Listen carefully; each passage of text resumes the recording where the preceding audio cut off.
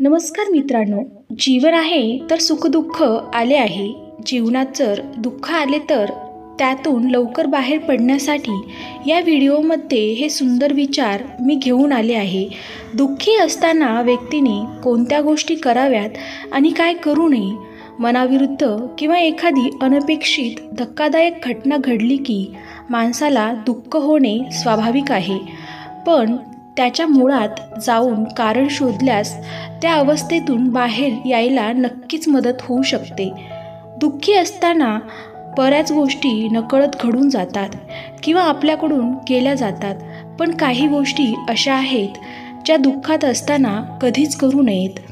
Number 1, दुःखात त्रासात असताना कोणतेही महत्त्वपूर्ण निर्णय घेऊ नये, तर शांत राहून विचार करूनच मग योग्य तो निर्णय निवडावा। जेव्हा मन दुःखी असेल तेव्हा जास्त रडू नये, यामुळे तुमच्या आरोग्यावर खूप खोलवर परिणाम होतो। कितीही दुःख झाले तरीही व्यसनाच्या किंवा कोणत्याही नशेच्या अधीन होऊ नये। आपले दुःख पटकन कोणाला सांगू नये, याला कारणही तसेच आहे।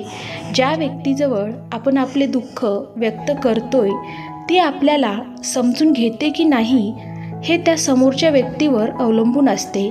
कारण फक्त सांगायच्या गोष्टी असतात, कोणी कुणाचे दुःख समजून घेऊ शकत नाही, हेच अंतिम सत्य आहे। त्या दुःखातून फक्त आणि फक्त तुम्ही स्वतःच खंबीरपणे बाहेर येऊ शकता।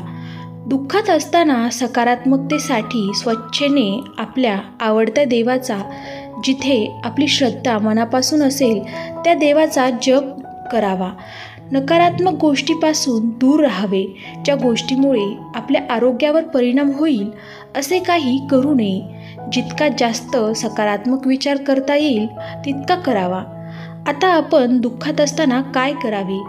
दुःखी असताना अशा आठवणींना उजाळा द्या ज्या तुम्हाला आनंद देतील। दुःखात असताना कधीही देवाला किंवा नशिबाला दोष देऊ नये। देव त्याचे कर्तव्य अगदी चोखपणे पार पाडत असतो। आपल्याला नक्की काय करायला हवे, आपण कुठे चुकत आहोत का, याचा विचार करून आपणच आपल्यात बदल घडवून आणला पाहिजे।